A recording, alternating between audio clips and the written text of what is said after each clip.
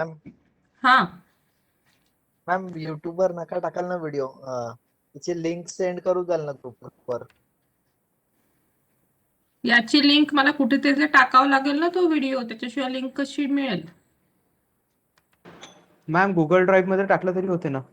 नाही, ड्राईव्हची लिंक सगळीकडे ओपन नाही होत आहे. मी ट्राय केलं होतं एका कोर्सच्या वेळेस, तर तो गेस्ट एक्सेस मागतो तो होस्टला.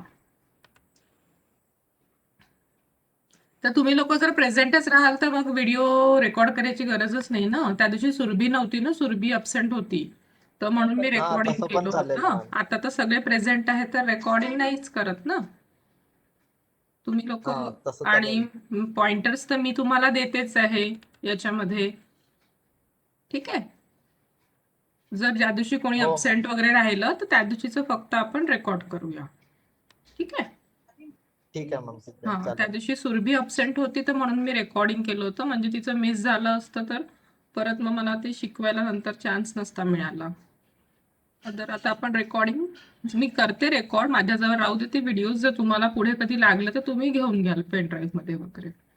तेच मी म्हटलं की पेनड्राईव्ह मध्ये आपण जाऊन आणू शकतो का. चालेल चालेल, मी करते रेकॉर्ड. आता पण मी रेकॉर्डिंग चालू केली आहे. सगळ्याच्या वांगडा घालून ठीक आहे, ठीक आहे. ठीक आहे, ओके. चला चालू करूया. सगळ्यांना आवाज येतोय? सुरभी, प्रणाली? येस मॅम, आवाज येत आहे मॅम. ओके. प्रणाली अनम्यूट करून बोल रे. झाली आहे ना जॉईन ती, आय थिंक. एनिवेज, येत असेल तिला पण आवाज, बाकीच्यांना येतोय आता. मृणालिनी, पायल? येतोय ma'am. Okay okay. So now today we will start with our next unit. पहिले 2 युनिट आपले कम्प्लीट झाले आहेत, ज्याच्यामध्ये पहिले आपण इंट्रोडक्शन टू व्हायरसेस वाला युनिट होता. मी एकदा रिवाइज करून टाकते आपण त्या युनिट्समध्ये काय काय बघितलं. फर्स्ट युनिटमध्ये आपण ओरिजिन, इव्होल्युशन ऑफ व्हायरसेस बघितलं होतं. देन नॉमेनक्लेचर, क्लासिफिकेशन, ज्याच्यामध्ये 2 क्लासिफिकेशन्स आपण बघितले होते, तुम्हाला आठवत असेल तर. LHT classification and Baltimore's classification we have studied. Then we have studied some charts, that is comparison of viruses with different organisms. Then we have studied detailed structure of capsid, envelope and the viral genome. त्यातला एक topic आपला व्हायचा आहे essay of viruses, पण नोट्समध्ये मी तो दिलेला आहे. तो खूप थेरॉटिकल पार्ट आहे, तो मी लास्टमध्ये कव्हर करेल जर इम्पॉर्टंट असेल तर. Then we have started with unit 2 related to bacteriophages. बॅक्टेरियोफेजेसमध्ये 1 स्टेप ग्रोथ कर्व आपण कव्हर केला. त्याच्यानंतर general structure of bacteriophages. Then we have started with MU phage, M13, 5X174 complete झालं होतं आपलं लॉकडाऊनच्या पहिले. आणि काल आपण 2 फेजेस घेतले. कोणते कोणते झाले आपले काल? लॅम्बडा फेज आणि T4 फेज. ठीक आहे. तर इतके नोट्स पण तुमच्याजवळ आहेत. मी रनिंग नोट्स पण तुम्हाला फोटो पाठवले आहेत आणि व्हिडिओ पण कालचा आहे, तर तुम्ही लोक ते आता कंटिन्युअसली वाचा, रीड करा. आणि जर काही डिफिकल्टी आहे तर आपण डिफिकल्टी सेशनमध्ये त्याला सॉल्व्ह करूया जर काही असेल डाऊट्स तर. आजपासून आपण आपला नेक्स्ट युनिट चालू करूया, that is unit 3. Somewhat lengthier unit, complete व्हायला वेळ लागेल आणि खूप सारे व्हायरसेस याच्यामध्ये स्टडी करायचे आहे. तुमच्या समजण्यासाठी मी या युनिटला काही सेक्शन्स मध्ये डिवाइड केलं आहे. स्क्रीन दिसते आहे का? हो ma'am. Okay, so complete unit 3 is divided into 3 sections: animal viruses, oncogenic viruses and plant viruses. Animal viruses मध्ये depending upon the genome there are 2 types of viruses: RNA viruses and DNA virus. Oncogenic are cancer causing viruses and plant viruses 3 आहेत आपल्या syllabus मध्ये: tobacco mosaic virus, cauliflower mosaic virus and potato virus X किंवा त्याला पोटेक्स virus म्हणतात. हे 3 virus. Oncogenic viruses खूप सारे आहे, पण त्याला क्लब करून मी 3 ग्रुप्समध्ये किंवा तुमच्या सिलेबसमध्ये हे 3 ग्रुप्स दिले आहेत: papova virus, Epstein Barr virus EB जो दिलेला आहे, आणि human T lymphocyte viruses that is HTLV virus. हे 3 आहेत ऑन्कोजेनिक. ॲनिमल व्हायरसेस मध्ये RNA व्हायरसेस आहे पिकोर्ना. पिको साईज असतो आणि RNA जिनोम असतो, hence it is called as picorna. Orthomyxo virus जो इन्फ्लुएन्झा कॉज करतो. रॅब्डो व्हायरस जो रॅबिस कॉज करता है. HIV that is our AIDS virus. DNA animal viruses में अपने को पढ़ना है pox virus, small pox, chicken pox, herpes, adeno virus end hepatitis. तो अगर इनकी सबकी टोटल करते हैं तो टोटल अपने को इस यूनिट में 14 वायरसेस पढ़ने हैं। 14 viruses we have to study one by one. They are bit confusing. Confusion ये प्लांट वायरसेस में तो नहीं होता है because they are having completely different pathology. Confusion create होते हैं यहाँ पे because all are human viruses. सबका ट्रैक कौन सा है, किस ऑर्गन पे अफेक्ट कर रहे हैं, कौन सा डिसीज कॉज कर रहे हैं, वो आप लोगों को ध्यान से कंपेरेटिव मैनर में इसको पढ़ना होगा। तो जो सिंपल चीजें हैं वहां से अपन आज स्टार्ट करते हैं। पहिला बंच आपण आज कव्हर करू बेटा प्लांट वायरसेसचा। I will try to cover all the 3 viruses out of 3। Exam point of view जेव्हा सब्जेक्टिव्ह एक्झाम होत असते तेव्हा TMV वरती लॉंग क्वेश्चन येतो आणि त्याच्याच पॅरलल लाईनमध्ये कॉलीफ्लॉवर मोझाईक व्हायरस वरती पण 16 मार्क्सचा क्वेश्चन विचारतात आणि याच्यामध्ये थेरॉटिकली खूप सारं लिहिण्यासारखं पण आहे। whereas potex virus is having, it is a newly evolved virus आणि इतकं काही मटेरियल याचं अवेलेबल नाही आहे। तर हार्डली 2 पेजेसचा वगैरे आन्सर याचं अवेलेबल आहे सध्या तरी। तो जितना है तितका मैं एक्सप्लेन करी, बट डिटेल में आपको ये 2 वायरसेस पढ़ने हैं plant viruses. TMV that is tobacco mosaic virus end CMV that is cauliflower Mosaic virus. So आज का दिन अपन पूरा डेडिकेट करते हैं टू द प्लांट वायरसेस। आज इतना बंच अपन कवर करेंगे। So to start with plant viruses, ये 14 वायरसेस जो अपने को पढ़ने हैं हर एक में एक यू कॅन से एक सिक्वेन्स याद रखना। कोणता पण व्हायरस जेव्हा एक्झाम मध्ये येईल किंवा तुम्ही स्टडी कराल तर एक लाईन ऑफ ऍक्शन त्याची डिसाइडेड आहे की कशाप्रमाणे तुम्हाला आंसर लिहायचं आहे किंवा स्टडी करायचं आहे। जैसे अपन ने बैक्टीरियोलॉजी भी एक यूनिट चैप्टर पढ़ा था लास्ट टू लास्ट सेमेस्टर में, जिसमें बहुत सारे बैक्टीरियाज वी हैव स्टडीड। त्याचं पण आंसर लिहिताना आपण काय काय लिहत होतो, morphological characteristic, biochemical, cultural characteristic, then उसकी pathology, lab diagnosis, treatment and prevention, ये जो पॉइंट्स पे अपन आंसर लिखते थे। सिमिलरली ये जितने भी अपन वायरसेस पढ़ेंगे उनकी भी एक फ्रेमवर्क है और उसी फ्रेमवर्क को लेते हुए अपने को पूरा आंसर लिखना है।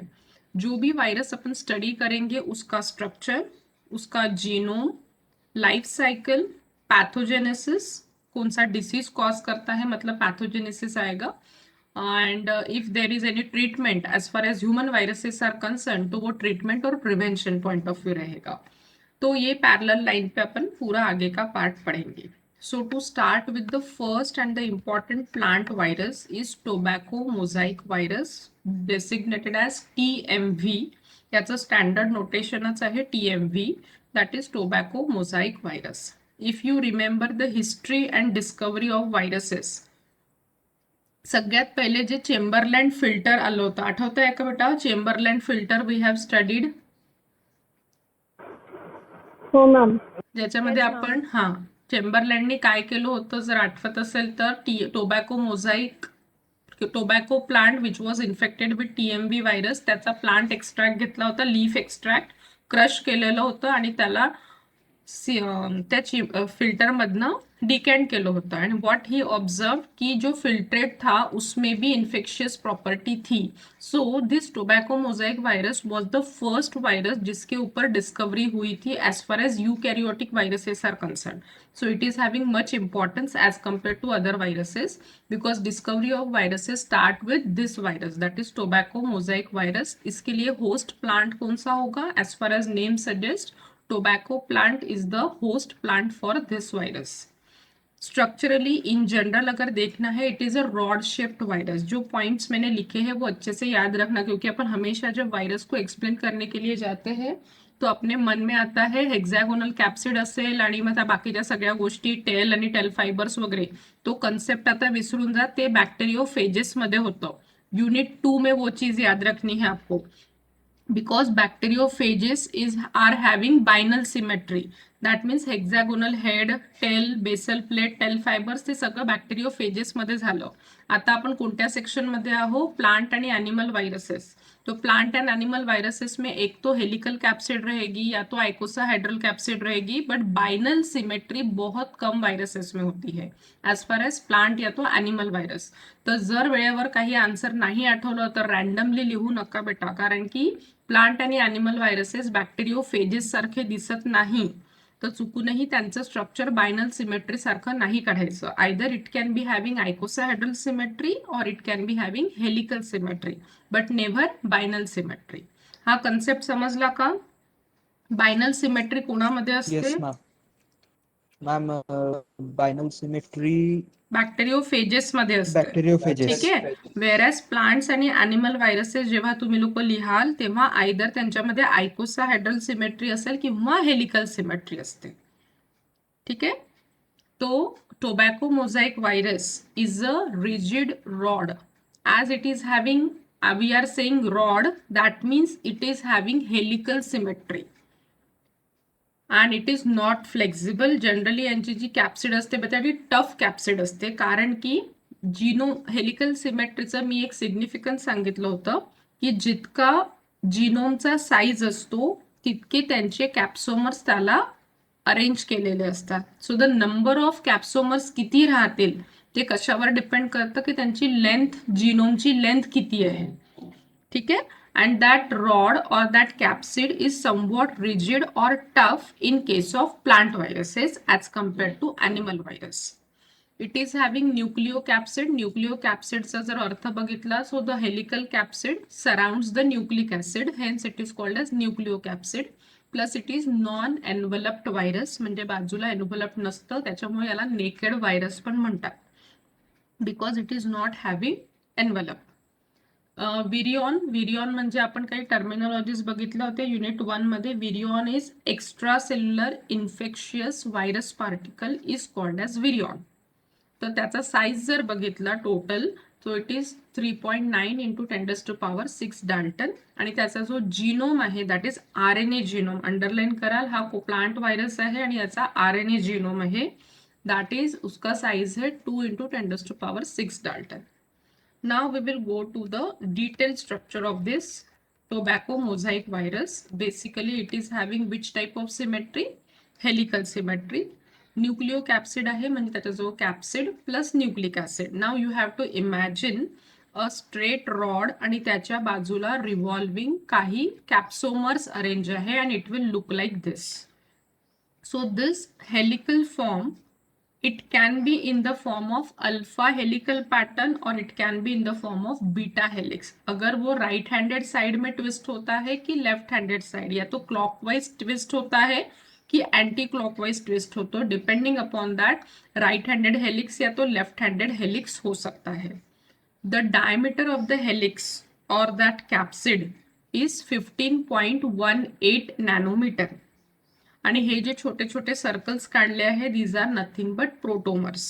प्रोटोमर्सचं आपण कॅप्सिड जेव्हा बघितलं होतं तेव्हा तुम्ही स्ट्रक्चर मी एक्सप्लेन केलं होतं. प्रोटोमरला दुसरं नाव काय होतं बेटा? मोनोमर.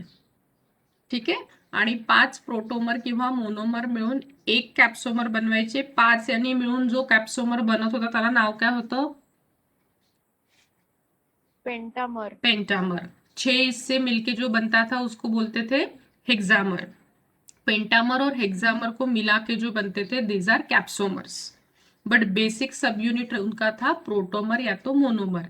ऐसे ही प्रोटोमर और मोनोमर अरेंज होके जो हेक्सामर और पेंटामर बनाएंगे वो अरेंज खुद को करेंगे न्यूक्लिक एसिड के बाजू में and to form the helical capsid of tobacco mosaic virus. The length between one complete helix, जो एक टर्न की जो लेंथ है that is about 300 nanometer and the diameter of the helix is 15.18 nanometer.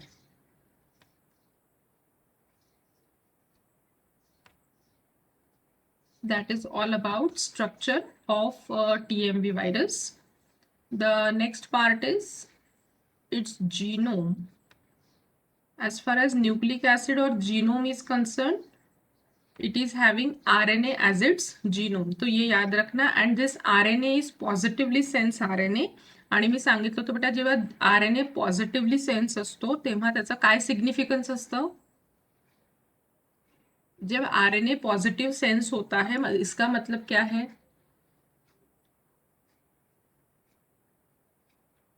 Hello, am I Audible?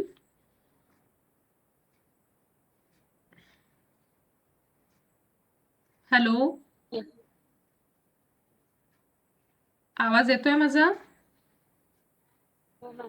Yes ma'am. हाँ, तो positive sense RNA जब होता है तो उसका मतलब क्या बताया था? जब अपन बाल्टीमोर क्लासिफिकेशन पढ़ रहे थे बेटा, तब भी ये कंसेप्ट आया था, पॉजिटिव सेंस आरएनए और निगेटिव सेंस आरएनए.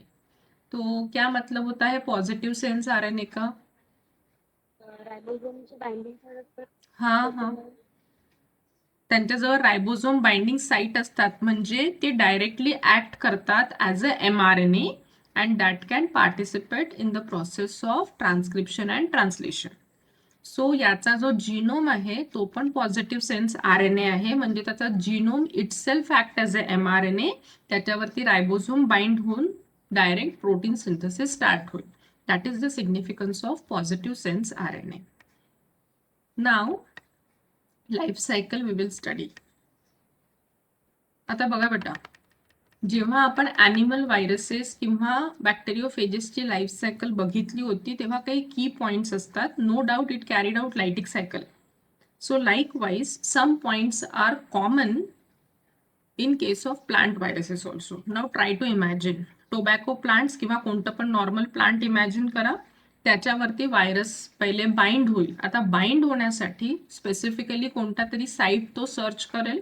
प्लांटमध्ये वेगवेगळ्या साईट्स असू शकतात. Either it can enter through leaves, through stem, through stock or through some other means also virus can enter inside the body of the plant. But as far as plants are concerned, though they are eukaryotic, they are having a multicellular organization. एक bacteria एक virus असा concept इथे नाही आहे. एक पूर्ण plant आहे आणि एक व्हायरस त्याला इन्फेक्ट करतो आहे. तर त्या प्लांटच्या प्रत्येक सेलच्या आतमध्ये हा व्हायरस जाईल तेव्हा तो कम्प्लीट इन्फेक्शन कॉज करेल. So that virus should come in contact with that particular plant part. The first step in the life cycle of tobacco mosaic virus is the entry. अभी तक अपन जो लाइटिक सायकल पढ़ते आए हैं बेटा, त्याच्यामधली पहिली step नेहमी कोणती राहायची?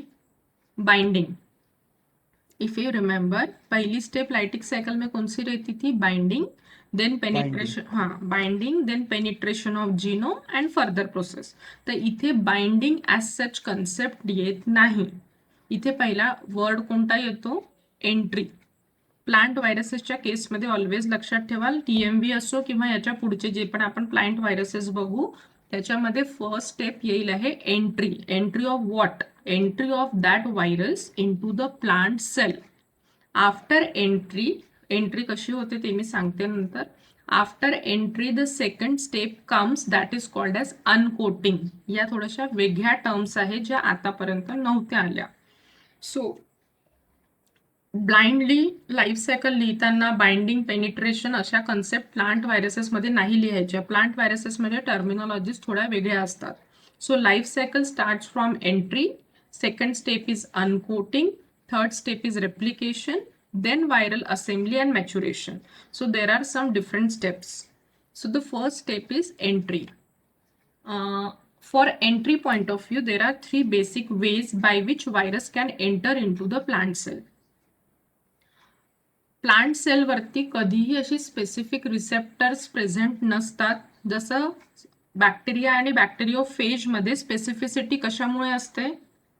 प्लांट व्हायरसेसला जर आपण थोडंसं बाजूला ठेवलं तर बॅक्टेरिया आणि बॅक्टेरियोफेजचा जर कन्सेप्ट बघितला तर त्याच्यामध्ये स्पेसिफिसिटी किसके वजह से रहती है? रिसेप्टर. हाँ, receptors present on what? Membrane. Host वर असतात ना मॅम. हाँ, अजून होस्ट वरती रिसेप्टर असतात आणि व्हायरसच्या कुठे असतात स्पेसिफिक पॉइंट्स?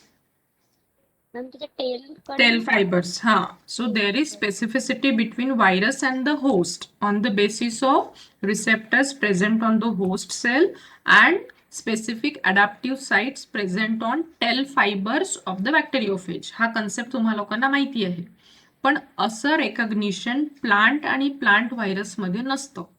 म्हणजे plant cells are not having specific receptor for recognizing particular virus. जर ही स्पेसिफिसिटी नाही आहे तर मग व्हायरस कसा एंटर करतो प्लांट सेलमध्ये, that was a basic question. ठीक, तर एंट्री करण्यासाठी there are different types of transmission routes. There are two ways by which virus can enter into the plant cell. The first is natural transmission. जर प्लांटच्या बॉडीमध्ये किंवा leaf किंवा stem किंवा स्टॉकमध्ये कुठे वुंड म्हणजे जखम किंवा इंजुरी झाली असेल किंवा कट आला असेल, that cut can be naturally or bye mechanically. Mechanically म्हणजे बाय मीन्स ऑफ ॲक्स, कुऱ्हाडीने वगैरे आपण जे कट करतो त्या वेजनी जर कुठे प्लांटला वुंड किंवा इंजुरी झाली असेल तर त्या कट मधनं प्लांट एंटर होऊ शकतो into parenchyma cell of the plant. That is natural means of transmission. कोणतं ट्रान्समिशन आहे बेटा? हे नॅचरल किंवा मेकॅनिकल कट मधनं तो जाऊ शकतो किंवा त्याला वुंड किंवा इंजुरी झाली असेल प्लांटला, through that way that virus can enter into the plant cell. Second way of transmission is by vectors. जे वेक्टर्स ॲफिड्स किंवा इन्सेक्ट्स असतात त्यांच्या थ्रू सुद्धा virus can transfer from one plant cell to the another. So these are the two ways of transmission or two ways of entry of virus into the plant cell. Now, if you consider a plant cell as plant cell is having cell wall, a tough covering surrounding the cell membrane. हा एक sale consider करा बेटा आणि हा दुसरा sale. जर तुम्हाला लोकांना आठवत असेल आपण मेम्ब्रेन जंक्शन्स बघितले होते, गॅप जंक्शन, टाइट जंक्शन्स वगैरे, जो एनिमल सेल्स में होते हैं. So in case of plant cell, one junction is present between the adjacent plant cell and that junction is called as plasmodesmata. 1 mark साठी लक्षात ठेवा. Junction between two plant cell is called as plasmodesmata. जर हा sale infected आहे, sale 1 जर infected आहे व्हायरसनी, तर थ्रू धिस होल किंवा channel that virus can transfer from one cell to another through the junction called as plasmodesmata, and that can enter into the protoplast किंवा cytoplasm of the plant cell by means of pinocytosis. म्हणजे त्याला आतमध्ये घेतलं जातं. Exocytosis and endocytosis concept you all are aware. Exocytosis म्हणजे expel out करणं, एंडोसायटोसिस म्हणजे आतमध्ये घेणं. एंडोसायटोसिस मध्ये फॅगोसायटोसिस अँड पिनोसायटोसिस. जर कोणती सॉलिड मटेरियल आतमध्ये घेतो आहे तो फॅगोसायटोसिस. लिक्विड पार्ट किंवा सॅप आपण आतमध्ये घेतोय आहे, then that is called as pinocytosis. तर व्हायरस कोणत्या मोडनी प्लांट सेलच्या आतमध्ये जातो? 1 मार्क साठी लक्षात ठेवा बेटा. कोणती प्रोसेस आहे? पिनोसायटोसिस. ठीक आहे. And junction name is plasmodesmata. Transmission ways कोणते कोणते असू शकतात? Either by vector or by plant wound or cut, and that cut can be natural cut or it can be mechanical cut. Now these are the ways by which virus get entered into the plant cell protoplasm. Once it enters into the protoplasm, the second step start and that is called as uncoating. Uncoating म्हणजे आता आपण previous page वरती जे helical structure बघितलं होतं, या helical structure मध्ये काय काय आहे रे? त्यांचा RNA जीनोम आहे आणि त्याच्यावरती काय चिपकलेले आहेत? प्रोटोमर्स आणि कॅप्सोमर्स. तर अनकोटिंग मध्ये काय होत असेल? As far as name is suggesting you, uncoating में क्या हो रहा होगा? हम प्रोटोमर रिलीज हो रहे होंगे. हाँ, प्रोटोमर्स निकल जाते हैं. जैसे अपन लाइटिक सायकल में क्या बोलते हैं? Binding and penetration of genome. म्हणजे कॅप्सिड बाहेरच राहते बेटा, फक्त आतमध्ये कोणता पार्ट जातो? जीनोम. म्हणजे पुढे आपल्याला काम कशाचं आहे? पूर्ण जीनोमचं. तर इथे आता एंट्री तर पूर्ण व्हायरसने केली आहे. एंट्री के वक्त सिर्फ जीनोम एंटर होता है ऐसा नहीं है. होगा कौन सा part enter? As far as पूरा वायरस जो है, whole virus get entered into the plant cell, but whole virus never carry out the life cycle continues. It the second step हमेशा होती है अनकोटिंग. मतलब उसके जो कैप्सोमर्स है वो डिसअरेंज हो जाएंगे, वहां से डिसलॉज हो जाएंगे, डिग्रेड हो जाएंगे, निकल जाएंगे, और आगे सिर्फ कौन सा पार्ट कैरी आउट होगा, उसका जीनोम, जो कि है अपना आरएनए मॉलिक्यूल. ठीक है. तो uncoating, in uncoating what happens, helical protein coat gets degraded. आता प्रोटीन आहे बेटा, त्याला डिग्रेड करायसाठी बट नॅचरली कोणते एन्झाइम्स लागतील, proteases. these proteases are of host origin. if plant is not having their own assembly, they utilizes these proteases enzyme to degrade its protein coat. Protein coats gets degraded and the naked nucleic acid is released into the cytoplasm. इतना समझलं? यहाँ तक किसी को कुछ difficulty होगी तो पूछो. इथपर्यंत कळलंय का? Yes ma'am. आता बघा बेटा. मॅम ते अनकोटिंग मॅम हा, मॅम ते अनकोटिंग मध्ये ते काय हे होत आहे? अनकोटिंग मध्ये जो Virus. हेलिकल कॅप्सिड आहे, हेलिकल व्हायरस आहे आपला, ज्याच्यामध्ये आरएनए च्या वरती कॅप्सोमर अरेंज झाले आहे. ठीक आहे. हा पूर्ण व्हायरस पार्टिकल सायटोप्लाझम मध्ये गेला. सायटोप्लाझम मध्ये अनकोटिंग होतं. अनकोटिंग म्हणजे जे वरती कॅप्सोमरचं कोटिंग आहे ते डिग्रेड होतं. ठीक आहे. And that protein coat is degraded by the enzyme proteases. वरचं कव्हरिंग जर डिग्रेड होईल तर आतमध्ये फक्त काय उरेल, nucleic acid. And that nucleic acid is now released किंवा प्रेझेंट इन द सायटोप्लाझम. ठीक आहे. Yes ma'am. आता बघा बेटा, जर तुम्हाला वन स्टेप ग्रोथ कर्व आठवत असेल, आहे का तुमच्याजवळ कॉपी? आपण जेव्हा वन स्टेप ग्रोथ कर्व बघितलं होतं, काढा बरं ते कॉपीतलं page. One step growth curve किती फेजेस होत्या? जसं बॅक्टेरियल ग्रोथ कर्व मध्ये आपण 8 फेजेस बघतो, तसा बॅक्टेरियो फेजचा आपण वन स्टेप ग्रोथ कर्व बघितला होता. त्याच्यामध्ये आपण किती फेजेस बघितल्या होत्या? 3 मॅम. 3. 3 फेजेस. बरोबर. कोणत्या कोणत्या 3 फेजेस होत्या? इक्लिप्स फेज, हा. लॅटंट फेज आणि राईस फेज. हा. तर एक्लिप्स फेज मध्ये आपण डेफिनेशन लिहिली होती, it is the time period during किंवा between entry of virus particle and disappearance of that particle किंवा appearance of first new virus particle. ठीक आहे. तर इथे यांनी म्हटलं आहे की आता हे जे न्यूक्लिक ऍसिड रिलीज झालाय सायटोप्लाझम मध्ये, तर पहिला व्हायरस पार्टिकल डिसअपिअर झाला. जेव्हा अनकोटिंग होईल बेटा, त्याचाच अर्थ काय झाला, टीएमव्हीचं काय झालं, डिसअपिअरन्स. हा कन्सेप्ट समजला का? डिसअपिअरन्स होना मतलब होल व्हायरस पार्टिकल एंटर झाला होता प्लांट सेलमध्ये, त्याचं काय झालं, अनकोटिंग. म्हणजे आता तो व्हायरस पार्टिकल राहिला आहे का? नाही. So that is disappearance of TMV. आणि जेव्हा हे डिसअपिअरन्स होतं, that is the start of eclipsed phase. आणि ही फेज इन्फेक्शनच्या पहिल्या 6 आवर्समध्ये येते. एवढा कन्सेप्ट समजला का? एक्लिप्स्ड फेज म्हणजे काय? Entry of virus up to the disappearance of first TMV virus, that is called as eclipsed phase. Eclipsed फेजचा अर्थ समजला सगळ्यांना? Yes ma'am. डिसअपिअर होण्याचा अर्थ कळला का मला ते सांगा पहिले. डिसअपिअर म्हणजे गायब नाही होत आहे तो. ऍक्च्युअल त्याचं जे स्ट्रक्चर आहे, हेलिकल स्ट्रक्चर, ते मेंटेन नाही राहणार, ते तुटून जाईल. कसं काय तुटलं? अनकोटिंग मध्ये. त्याचा जो हेलिकल कॅप्सिड होती that disappears in the sense proteases come and they degrade the protein coat, thereby only having nucleic acid. म्हणजे आता तो complete virus particle उरला आहे का? नाही. Hence it is called as disappearance of tobacco mosaic virus. And this is the start of eclipse phase. Eclipse phase is followed by further events. पण ही phase यायसाठी किती वेळ लागतो? It takes 6 hours. यहाँ तक किसी को कुछ डिफिकल्टी है तो पूछो, otherwise we will move on to replication किंवा अनकोटिंग नंतरच्या स्टेप्स. इतकं समजलं सुरभी? हो मॅम. आता बघा, त्याचा जीनोम उरलेला आहे. जीनोम कुठे आलाय बेटा? सायटोप्लाझम मध्ये. जीनोम काय आहे? Single stranded positive sense RNA. As it is positive sense, it itself act as a mRNA. mRNA आहे म्हणजे त्यांच्याजवळ रायबोझोम बाइंडिंग साइट्स आहेत. Ribosome bind and there is synthesis of proteins. कोणते कोणते प्रोटीन्स ते सिंथेसाइज करतात?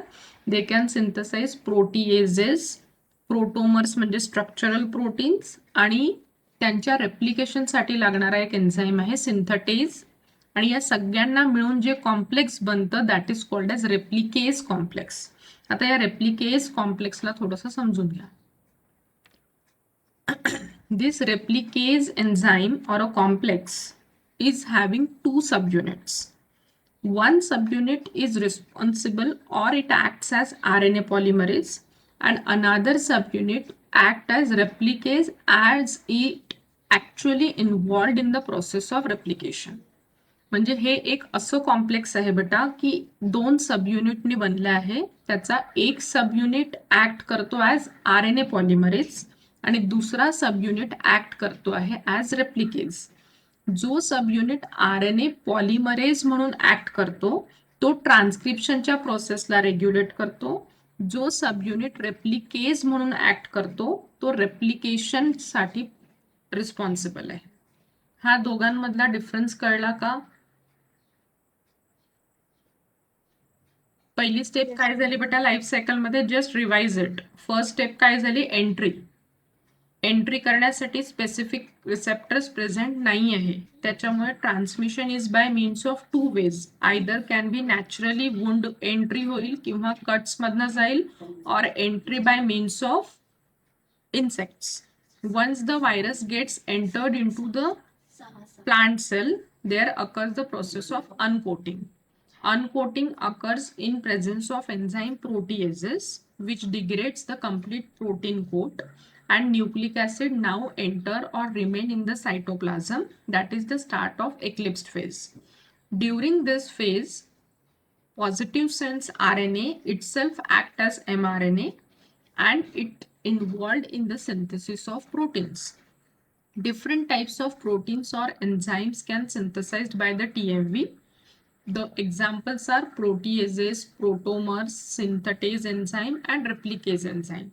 Replicase enzyme is a complex of 2 subunits. One subunit is responsible to perform the activity as a RNA polymerase. RNA polymerase enzyme काय करतो? Transcription, डीएनएचं conversion into RNA. आता इथे DNA तर नाही आहे बेटा, इथे याचा जीनोमच काय आहे? RNA. तर हा जो पॉझिटिव्ह सेन्स RNA आहे याला बाइंड करायची ॲबिलिटी कोणामध्ये असते? हे मी इथे तुम्हाला समजण्यासाठी 2 साइडला 2 स्ट्रँड्स काढले आहे. तर हा जो RNA पॉलिमरेज म्हणून ऍक्ट करणारा सब युनिट आहे याला ॲफिनिटी आहे कोणाला बाइंड करायची? पॉझिटिव्ह सेन्स RNA ला हा बाइंड करतो, म्हणजे त्याच्या जीनोमलाच हा बाइंड करतो. आणि हा जो दुसरा सब युनिट आहे दॅट इज रेप्लिकेज, याच्या जवळ ॲबिलिटी आहे की हा कोणाला बाइंड करतो? Negative sense RNA मॉलिक्यूलला. आता मला सांगा की हा निगेटिव्ह सेन्स RNA कुठून आला? क्वेश्चन समजला? From where this negative sense RNA arises?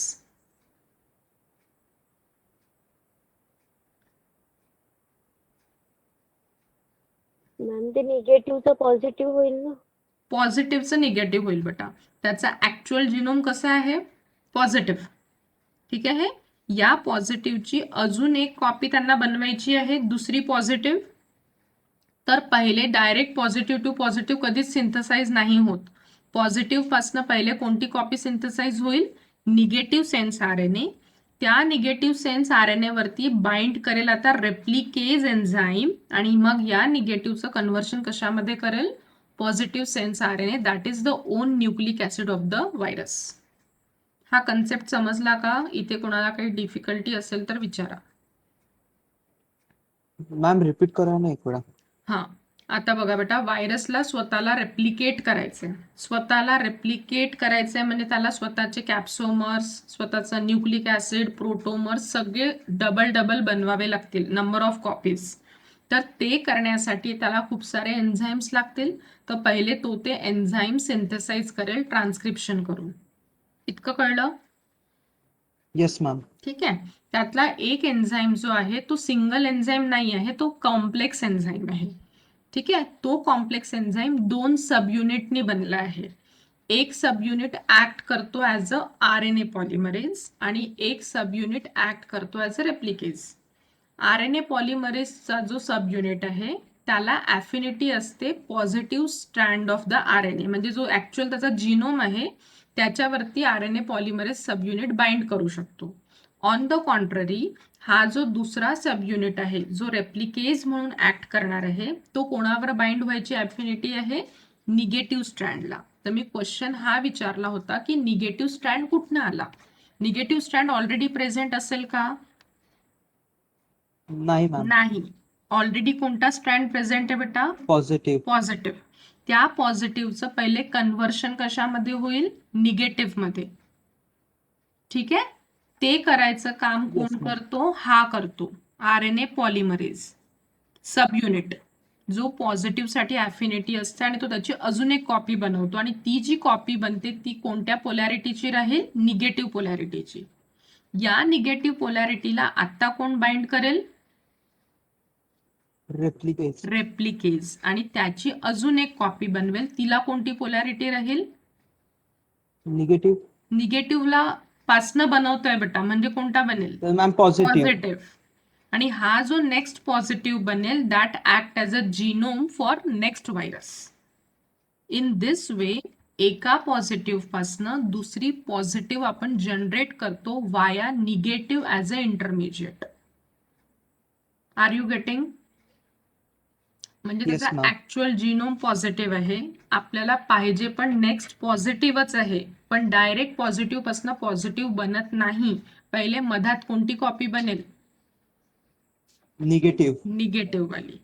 तर पॉझिटिव्ह पासून निगेटिव्ह कॉपी बनण्याचं काम कोण करतं? हा वाला sub unit, first sub unit. आणि सेकंड सब युनिट निगेटिव्ह पासून पॉझिटिव्ह कॉपी बनवण्याचं काम करतं. In this way, RNA genome gets multiplied or gets replicated by the complex called as replicase. Got it? इतकं कळलं का? रेप्लिकेशन Yes, कसं ma'am. होतं ते समजतंय सगळ्यांना? राहुल, पायल, सुरभी,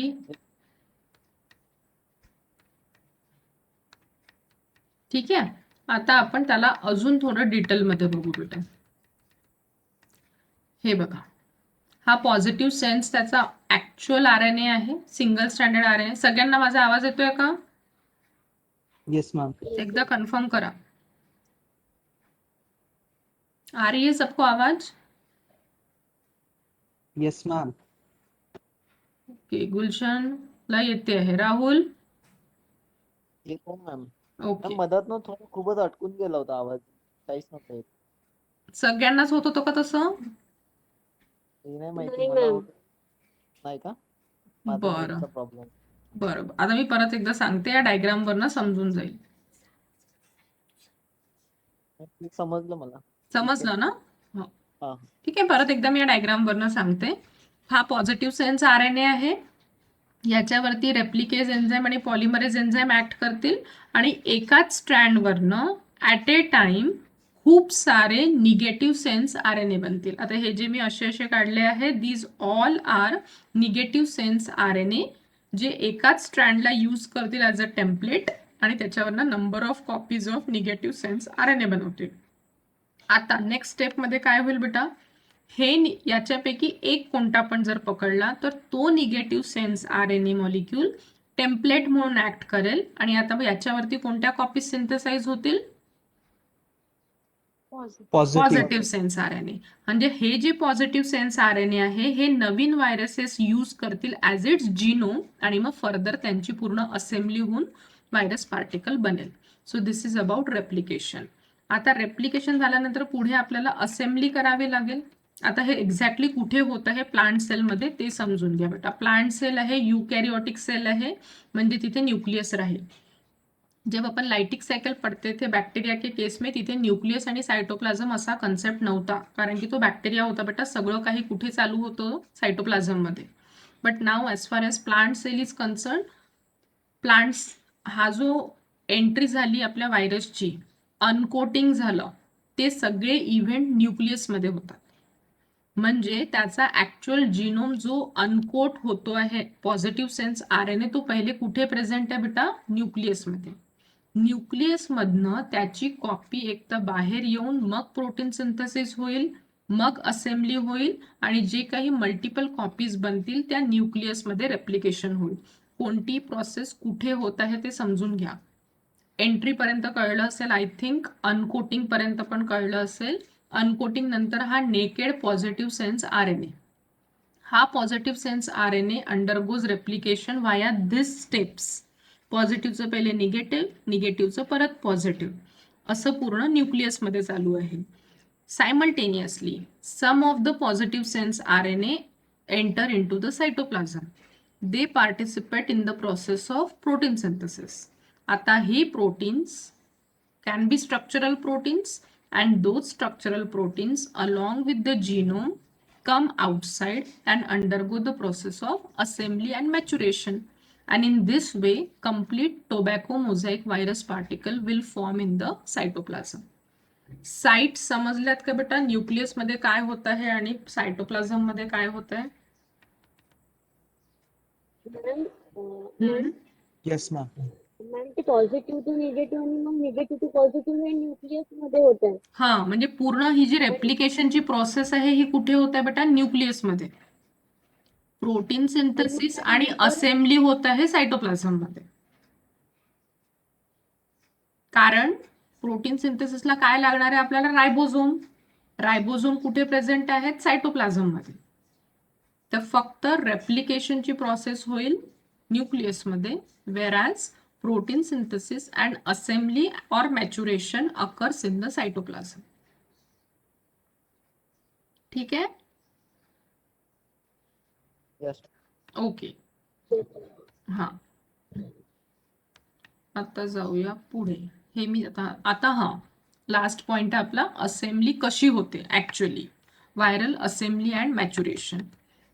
हा जो पहिल्या पेजवरती आपण जे हेलिक्स काढला होता, हे दिसते बेटा? फर्स्ट पेज दिख रहा है आप लोगों को? Yes, ma'am. आता तुम्ही इमॅजिन करा हा थोडंसं, एक सेंट्रल रॉड इमॅजिन करा आणि त्याच्या बाजूला तुम्हाला गोल गोल एक रिबन अटॅच करायची आहे आणि रिबन मध्ये खूप सारे सब युनिट्स आहेत. Those subunits are your protomer. ते प्रोटोमर 5 बंच मध्ये असू शकतात किंवा 6 बंच मध्ये असू शकतात, म्हणजे ते एक तर पेंटामर असतील किंवा हेक्झामर्स असतील. दोज पेंटामर्स अँड हेक्झामर्स इंडिव्हिज्युअली त्या रॉडला वाउंड करतील किंवा ते पहिले बाहेरच डिस्क बनवतील, गोल गोल डिस्क. सीडी सारखं इमॅजिन करा बेटा. सीडी मध्ये मधात होल असतं, ते सीडी सारख्या अरेंजमेंट करतील आणि ते सीडी मधलं जे मधलं होल असतं ते होल तुम्ही त्या रॉड मध्ये जर टाकलं तर त्या रॉडला आपण पॅक करू शकतो. Can you imagine?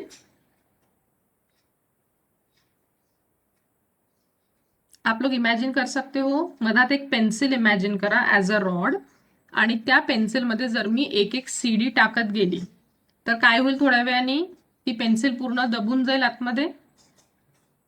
and that is nothing but your TMV, that is tobacco mosaic virus. तर ही जी असेंब्ली किंवा मॅच्युरेशन होतं, there are 2 models by which virus particle can arrange or mature themselves. First model is subunit model and one model is disk elongation model. कशाचं models बघतो आहे मला पहिले ते सांगा. ते समजतं का तुम्हाला? कोणता पॉइंट बघतोय बेटा आपण?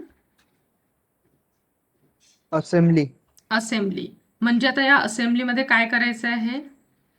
जो जीनोम बनला आहे खूप सारा पॉझिटिव्ह सेन्स प्लस जे प्रोटोमर्स बनले आहे त्यांना तुम्हाला अरेंज करायचं आहे इनटू हेलिकल मॅनर. तर त्या जीनोमच्या आजूबाजूला तुम्हाला हेलिक्स बनवायचं आहे. ते हेलिक्स 2 मॉडेलनी बनेल. सबयुनिट मॉडेलनी बनेल किंवा डिस्क मॉडेलनी बनेल. सबयुनिट मॉडेलनी बनेल म्हणजे आता एक गोष्ट समजून घ्या पहिली वाली. एक एक हेक्झामर आणि पेंटामर रॉडच्या बाजूला इंडिव्हिज्युअली अरेंज करतील स्वतःला. इतकं समजलं? सभी लोग रिस्पॉन्ड करो. इतना समझा? Yes. ठीक Yes, आहे ma'am. पण याला बट नॅचरली वेळ जास्ती लागेल. एक एक हेक्झामर स्वतःला अरेंज करत करत करत पूर्ण तो RNA चा मॉलिक्यूल फिलअप झाला पाहिजे. तर वेळ वाचवण्यासाठी सेकंड मॉडेल आलाय बेटा डिस्क इलॉंगेशन मॉडेल. याच्यामध्ये काय म्हणतात एक एक म्हणजे मोनोमर डायमर ट्रायमर असे अरेंज न होता 17 प्रोटोमर पहिले स्वतःची एक डिस्क बनवतील. 17 प्रोटोमर्स attach themselves to form a ring or a single disc with having central hole आणि ती एक एक डिस्क मग त्या रॉड मध्ये फिक्स होईल एकावरती एक जसं आपण कॉइन्स ठेवतो त्या पॅटर्न मध्ये. And this model is called as disc elongation model. त्या डिस्क किती अरेंज होतील बेटा कशावर डिपेंड करतं किती नंबर ऑफ डिस्क राहतील 17. नाही 17 प्रोटोमर मिळून एक डिस्क बनली आहे. मॅम ते जे हा. हेलिकलचं स्ट्रक्चर राहील त्याच्यावर डिपेंड राहील ना किती डिस्क लागेल त्याच्या त्याच्या जिनोमची किती लेंथ आहे लेंथ आहे. हा त्याच्यावर डिपेंड करेल की या डिस्क एकमेकांवरती किती अरेंज होते. Are you getting? Yes, ma'am. Yes ma'am. बाकी के लोगों को समझ में आ रहा है? दो मॉडल्स का डिफरेंस समझा क्या मुझे ये बताओ. सब यूनिट मॉडल में क्या हो रहा है मैम 1 by 1 प्रोटोमर हेक्सामर पेंटामर ये सब अरेंज हो रहे हैं. हाँ एक एक करके आ रहे हैं सब यूनिट और वो रॉड के आजू बाजू में अरेंज हो रहे हैं. और डिस्क मॉडल में क्या हो रहा है ऍट अ टाइम 17 पोटाम 17 प्रोटोमर. हाँ प्रोटोमर्स 17 प्रोटोमर पहले डिस्क बना लेंगे बहुत सारी निघेल. और वो डिस्क फिर रॉड में जाके अटैच्ड होगी और वो डिस्क के सेंटर में होल रहेगा. वो होल किसके लिए रहेगा बेटा बीच में रहेगा अपना RNA और वो डिस्क उसको सराउंड करेंगे. कितनी डिस्क लगेगी that depends upon length of the genome किंवा RNA. इतकं कळलं आहे. Yes, ma'am. हाँ so this is about viral assembly या तो maturation of the TMV. So here we have finish tobacco mosaic virus. काही डिफिकल्टी असेल तर विचारा. Otherwise we will start with the next virus on the parallel line cauliflower mosaic virus.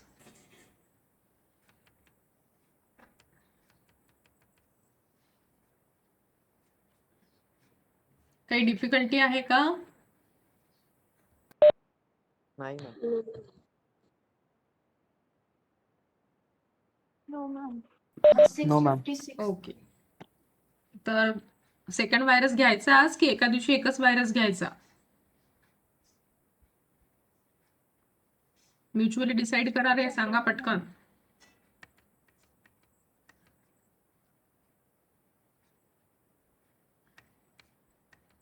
घ्यायचा का cauliflower की TMVच राहू द्यायचा आजच्या दिवस.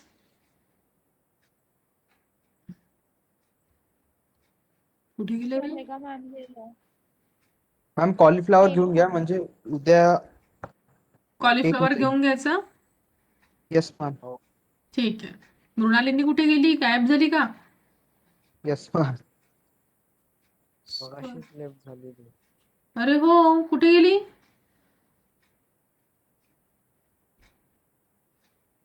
हाच प्रॉब्लेम असतो बेटा ऑनलाईन मध्ये माहिती आहे का. आता तेवढं मिस झालं ना तिचं. एनीवेज चलो अभी कॉलीफ्लावर वाला लेते. कोई पूछ लो अगर उसको कुछ प्रॉब्लम होगा क्या डिफिकल्टीज आ रही है तो 2 मिनट में कोई फोन करके पूछ रहा हो तो पूछ लीजिए नहीं तो फिर स्टार्ट करते हैं नेक्स्ट. करताय का कोणी फोन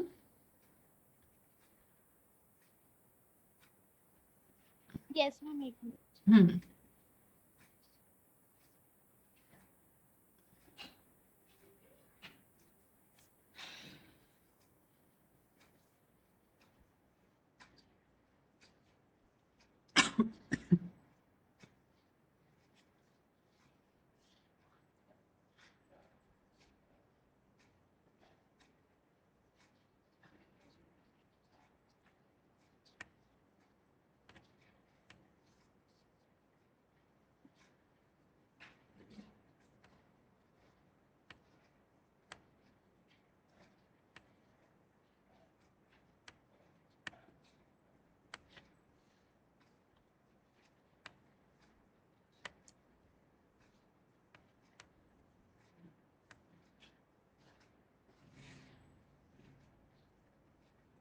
कॉलेजचे लेक्चर्स चालू आहे का रे? Yes ma'am. हो मॅम. किती वाजता असतात? सकाळी? हो, आपल्या मनाने असतात. दुपारी सकाळी 10-11 वाजतापासून. अच्छा. आपलं संध्याकाळी ठेवायचं आहे की सकाळी ठेवायचं आहे उद्यापासनं? मॅम दोन्ही टाइम होतं, चालेल ना? कोणत्याही ठीक टाइम आहे. चालते. हो. ठीक आहे.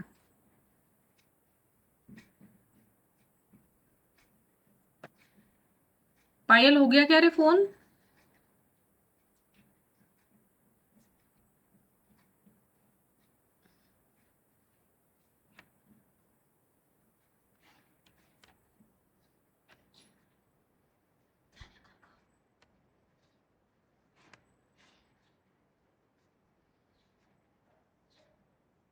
एनीवेज छोड़ दो बेटा, नहीं लग रहा होगा तो we will start with the next topic. ठीक है, चलिए. Next and the important part is cauliflower mosaic virus. तिथे मार्क कराल बेटा TMV RNA व्हायरस होता. Cauliflower mosaic virus DNA virus आहे. तो single stranded positive sense RNA genome होता. यामध्ये डबल स्ट्रँडेड DNA जिनोम आहे. याला गॅप्ड DNA पण म्हणतात. म्हणजे कम्प्लिटली डबल स्ट्रँडेड DNA नसतो. आउटर मोस्ट स्ट्रँड मध्ये एक गॅप असते आणि सेकंड स्ट्रँड मध्ये 2 गॅप्स असतात DNA मध्ये. जर ऑब्जेक्टिव्ह क्वेश्चन्स मध्ये डिटेल मध्ये आलं तर हे लक्षात ठेवाल. Though it is having double stranded DNA in cauliflower mosaic virus, but double strand 2 complete नसतात. त्यांच्या मधामधात गॅप्स असतात. एका DNA मध्ये एका स्ट्रँड मध्ये एक गॅप असते आणि सेकंड स्ट्रँड मध्ये 2 गॅप्स असतात, म्हणून याला गॅप्ड DNA पण म्हणतात. तर जर ऑप्शन्स मध्ये कॉलीफ्लॉवर मोझाइक व्हायरसच्या जीनोम मध्ये 4 ऑप्शन्स दिले, single stranded DNA, double stranded DNA, गॅप्ड DNA, closed DNA, तर तुम्हाला टिक मार्क गॅप्ड DNA वरती करावं लागेल.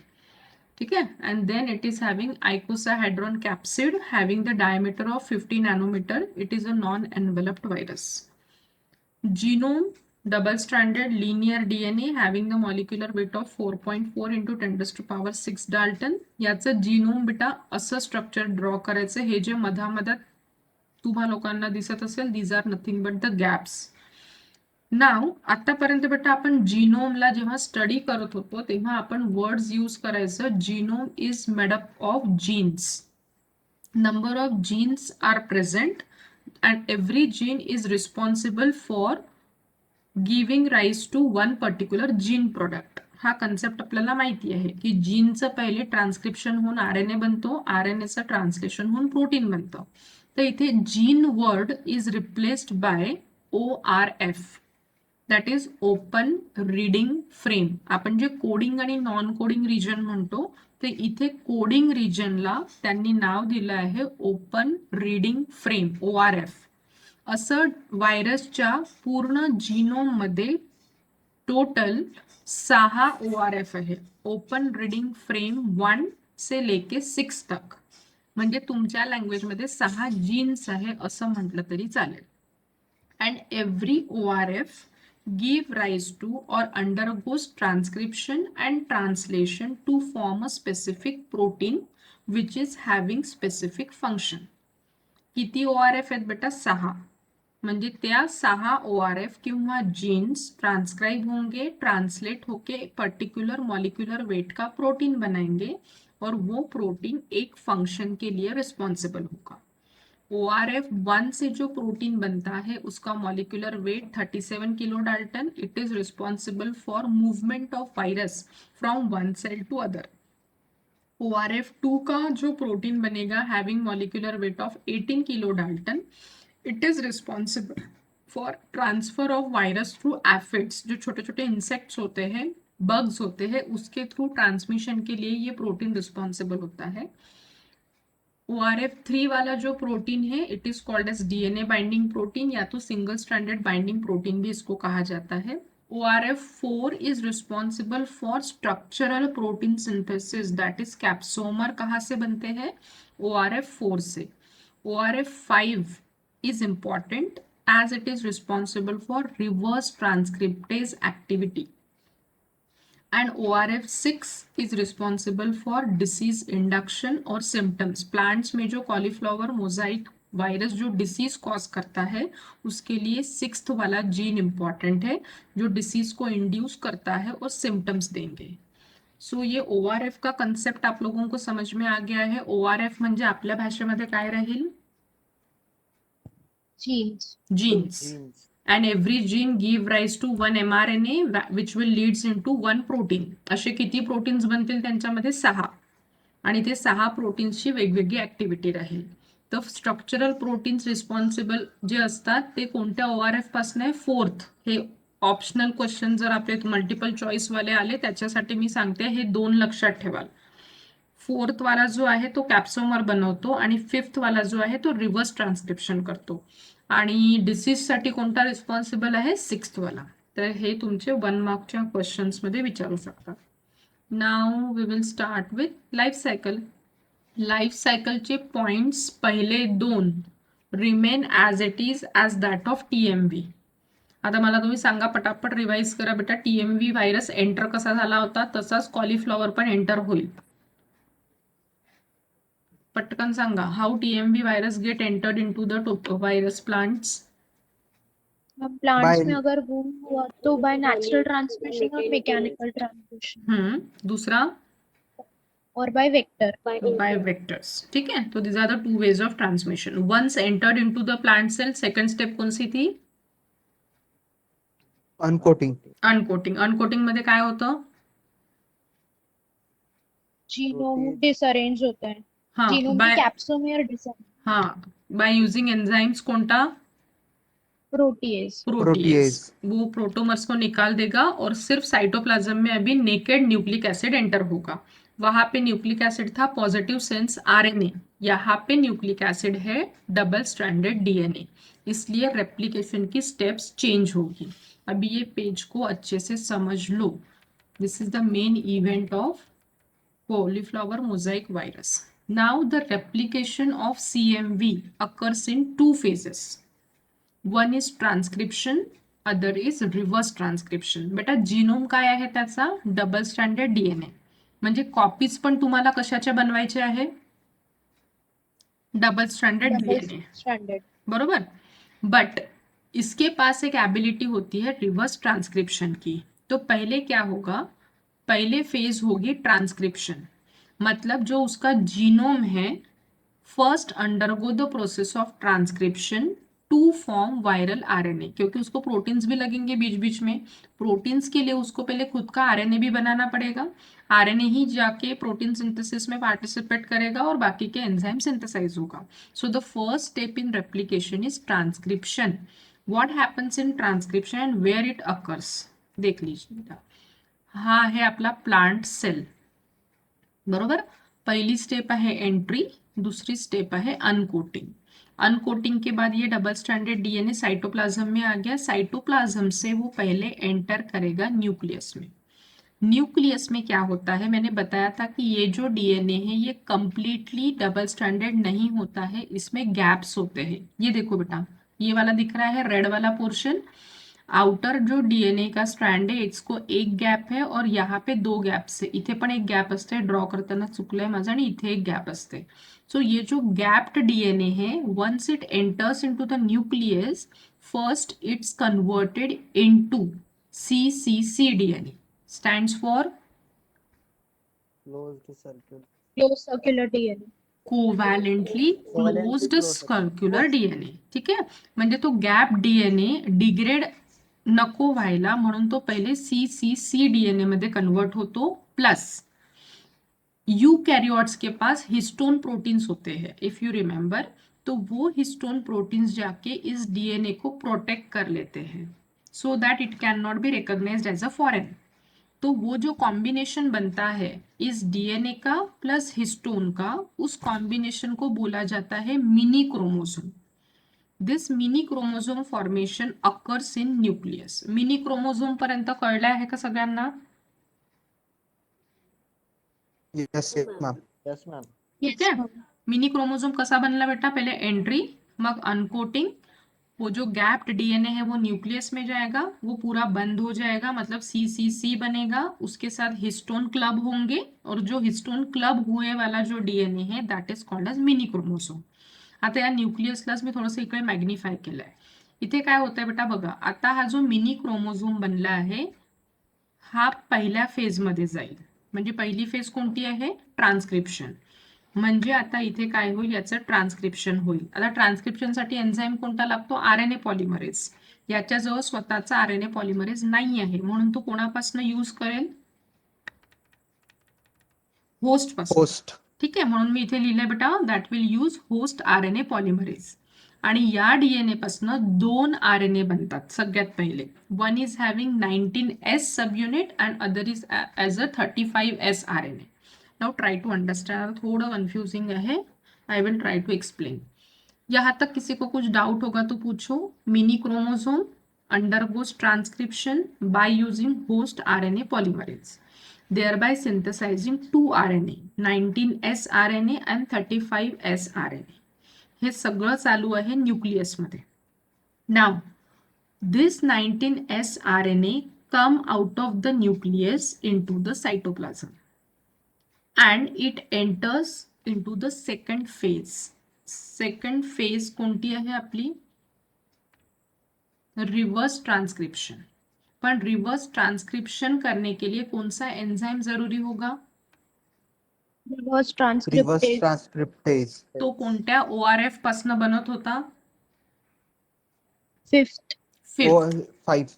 ठीक है, तर तो 5th ORF वाला रिवर्स ट्रांसक्रिप्टेज पहले बनायला पाहिजे, तभी जाके वो रिवर्स ट्रांसक्रिप्शन करेगा. Got it.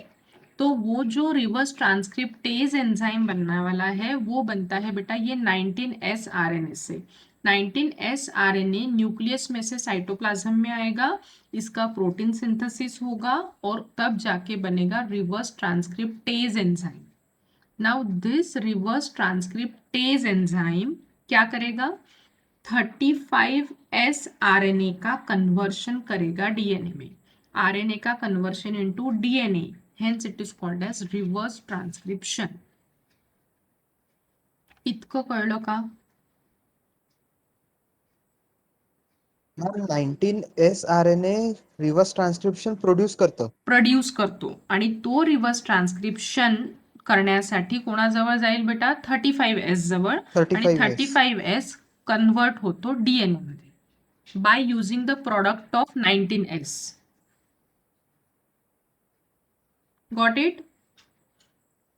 Yes, ma'am. Yes, ma'am. पहले 19S RNA न्यूक्लियस के बाहर आएगा, साइटोप्लाज्म में जाएगा और साइटोप्लाज्म में सेकेंड फेज में एंटर करेगा. सेकेंड फेज के लिए पहले प्रोटीन बनाएगा. कौन सा प्रोटीन बनाएगा, रिवर्स रिवर्स ट्रांसक्रिप्टेज. ट्रांसक्रिप्टेज. वो ट्रांसक्रिप्टेज सेकंड फेज में जाएगा, 35S का कन्वर्शन किसमें करेगा, सिंगल स्ट्रैंडेड डीएनए में. Got it. Yes. अभी यहाँ पे हायब्रिड बना है बेटा, कोणता हायब्रिड बनला है, आरएनए पासून डीएनए हे एकमेकांना चिपकून राहतील. मतलब कोणता हायब्रिड बनेगा, आरएनए डीएनए हायब्रिड. पण आपला ऍक्च्युअल जीनोम कोणता आहे, सिंगल स्ट्रैंडेड डीएनए की डबल स्ट्रैंडेड डीएनए है, डबल स्ट्रैंडेड. बट अभी अपन ने कितना कौन सा स्ट्रैंड बनाया, एक ही स्ट्रैंड बनाया है. तो नेक्स्ट स्टेप में क्या होगा अकॉर्डिंग टू यू, और एक स्ट्रैंड बनेगा. और एक स्ट्रैंड बनेगा. बट और एक स्ट्रैंड कब बनेगा, ये तो ऑलरेडी एक दूसरे से अटैच्ड है, तो तीसरा यहाँ पे आ सकता है क्या, नहीं. तो पहले क्या करना होगा, इसको कट करना पड़ेगा. पहले इसको एक दूसरे से डिटैच करना होगा. किसको किसको, आरएनए डीएनए हाइब्रिड को क्लीव करना होगा, जिसके लिए एंजाइम लगता है RNase-H. ठीक है, ये 1 मार्क के लिए याद रखना. RNase-H is of host origin. It comes and it degrades the hydrogen bond between RNA and DNA. Now this DNA act as a template to synthesize another copy of its own and तब जाके बनेगा double stranded DNA. इतकं समजलं. Yes ma'am. Got it. हाँ. Now these are nothing but the copies of DNA. म्हणजे त्याचे genome बनले, meanwhile जैसे ये रिवर्स ट्रांसक्रिप्टेज बना, मीनवाइल बाकी के भी प्रोटीन सिंथेसाइज होंगे, जिसमें कुछ कैप्सोमर्स भी रहेंगे, स्ट्रक्चरल प्रोटीन्स भी रहेंगे, और वो स्ट्रक्चरल प्रोटीन्स फिर आइकोसाहेड्रल कैप्सिड बनाएंगे, जिसमें ये डबल स्ट्रैंडेड डीएनए जाके इनकॉर्पोरेट होगा, and then assembly will occur and life cycle completed there. इतकं कळलं बेटा. इथे खूप सारे व्हायरस पार्टिकल बनतील एका सेलच्या आतमध्ये, ते या व्हायरस पार्टिकल दुसऱ्या सेलच्या आतमध्ये कसे जातील? How viruses transmits from one plant cell to other? प्लाज्मोप्लाज्मेटम. हाँ, यहाँ पे अगर दूसरा सेल में ड्रॉ करती हूँ तो यहाँ पे जंक्शन बताया था मैंने जब भी, आइदर प्लाज्मोडेस्माटा और वाया पिनोसाइटोसिस, या प्लांट सेल मधले viruses can enter into the nearby plant cell. Got it? Yes ma'am. Yes ma'am. Ma'am हा. डबल स्टँडर्ड डीएनए नंतरचं काय फक्त? सिंगल स्ट्रँडेड डीएनए पर्यंत कळलं? आरएनए डीएनए हायब्रिड होतं बेटा, त्या आरएनए डीएनए हायब्रिडला क्लीव्ह केलं आरएनएस एच नी.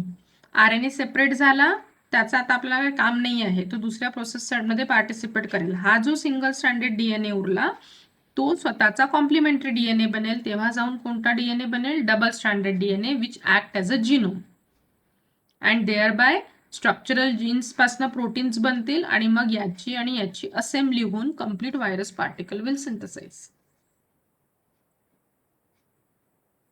ठीक है? Yes ma'am. Got it? Yes ma'am. Okay. So here we have finished two viruses, cauliflower आणि TMV. पोटेक्स वाला छोटा सा है, भले तो उद्या घेऊ आपण, आज नहीं घेऊया. पोटेक्स वायरस लेंगे कल, मतलब अपने प्लांट वायरसेस हो जाएंगे.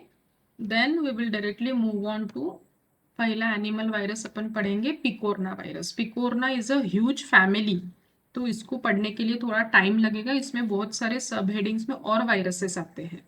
पीको साइज के RNA viruses, it is a complex term, तो इसको अपन कल पढ़ाई करेंगे. कल अपन, आज अपने ये दो हो गए, टीएमवी हो गया, कॉलीफ्लावर हो गया. कल इसको 5 मिनट ही लगेंगे पोटेक्स वायरस को. Then we will start with first animal virus, that is picor. Okay?